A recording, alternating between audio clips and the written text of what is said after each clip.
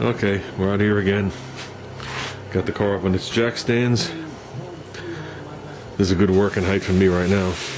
That's if the back was up. Garage is still cluttered with crap. It's Friday night. Cleaned out over here a little bit. But it's Friday night this weekend. I mean, it hit 55 today, if you could believe it. I mean, 2 days ago we had a blizzard, it seemed like. This weekend is supposed to go into the 60s, and by Monday it's supposed to be almost 69 degrees again. So I'm going to spend this Sunday and Monday really knocking stuff out around the house. This garage will be cleaned out again, ready to go. But I'm going to pop this fender off now, and I'd like to get the section cut out and work on it from there. And I got to trim this. Like I said, this I did with tin snips because I never had intentions of using this, but I got to come up with a nice line so I know where to put my new piece. That'll probably be the first thing I cut. So, but I'm going to pop this thing off to cut it. And there you go. I got one of my shirts around the tires. I guess I did get that fat. My shirt fits a spare tire in it. Literally. Okay. Let's pop this baby off. Stop wasting time. Well, we got one of the cuts done. Got the vertical cut done. So, since I'm not saving this piece, I'll just make a curve here and then come back.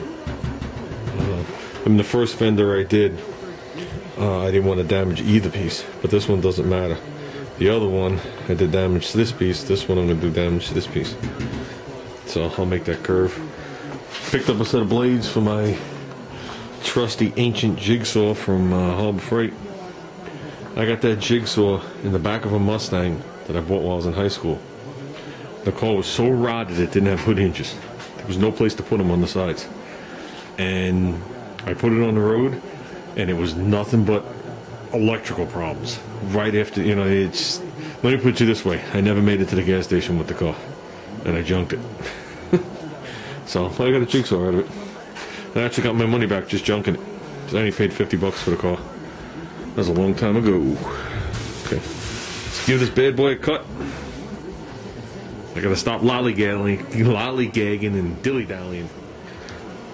Okay. Here's the blue-green fender that we pulled the fender well off of. There's the gold fender well I just cut off. Here's me mocking it up. Pay no attention to the broom.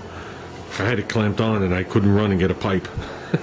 The broom was standing right next to me, so I grabbed it. And now it's part of the picture. But this is what I've done to check. Because if I cut one of these in a different spot of the fender, I just want to make sure that that I'm lengthening this fender the same as the other one. So right here, we're looking at, whoops, this lip on this side, not this side where I hacked it to get the blade back in. Let's push that in, and you're looking at 1.5 inches. Okay, when I cut this fender, same corner, you're looking at the same 1.5 inches. So I know I'm good there. Okay, like I said, there's a little bit extra material here that I could fit the two together with. We're sliding it forward 4.5 inches up top, 4.5 inches on the bottom. So in theory, my fender should have moved correctly forward, not up or down. Over here, you just can't tell anything without the pieces. But the one thing I noticed right off the bat is, I mean, none of this is clamped down, but I have a bigger area right here than I had on the other one, and I don't seem to have that witnessing mark thing. And this just happens to be, Bondo right above it. Okay. This here, where this was pushed in a little bit, I worked this whole edge with a pair of my duckbill pliers to make that edge perfectly flat, because it did have a whoop in it, and there's no need to re-whoop it into the new fender. So I de-whooperized it. So I guess the thing to do is to finish clamping this thing off trace this fender. I gotta make sure I'm equal here to here. At this point I haven't checked it with my square. I want to make sure I'm right before I start trimming that top, because that line's got to be right. This fender's definitely more difficult than the other one, because the other one, right off the bat, I was using the same piece from the same fender, and the other one had all this to work with, so it was easy to just line up this lower edge too, which I don't have at this point. Plus this fender well, even though there's really not much damage to it, it's tweaked. It's definitely tweaked a little bit, but it's all I got. I got that side of the fender that he gave me too, but there's rust in it here. I'd rather do metal work than deal with rust. So, whoops, somebody's calling me. Oh, gotta go, it's Steve. Okay, we got past the phone call. That was my buddy Steve.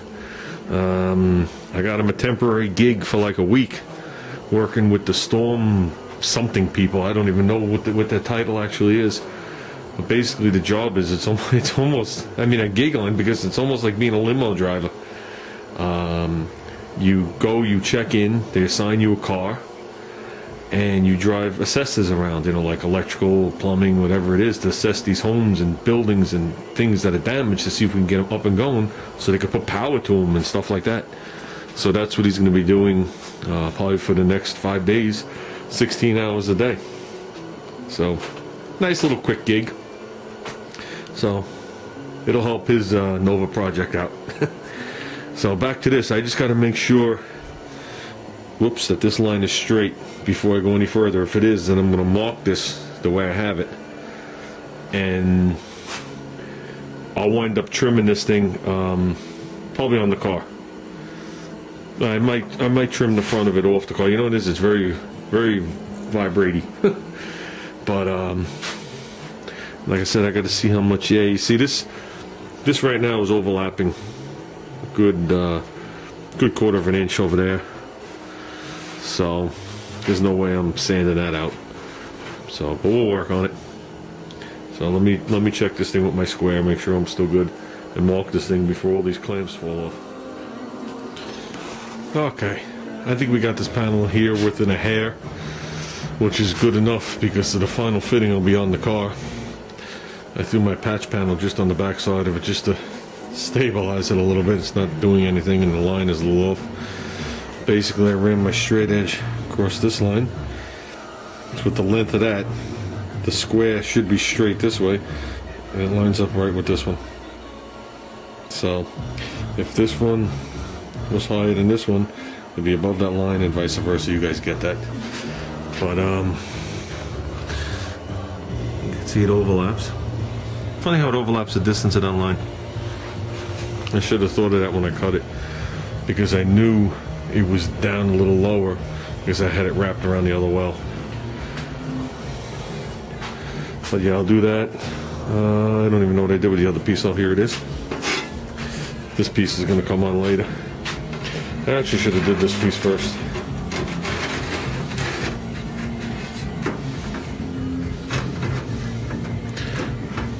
It goes approximately there. No, well that's big time crooked. There you go. Which is the way my other one was. It lined up in the back, but it wasn't even close in the front. And I reshaped the bottom of this to match this, so it actually flowed. That's the least of my worries, doing that. The one thing I thought was going to be a major fiasco turned out to be easy. So, okay, with that I'm going to give that thing a mark and a cut. And if this doesn't work out, guys, we need another fender. But no, we're okay. It's just been a long night, long week, long everything. So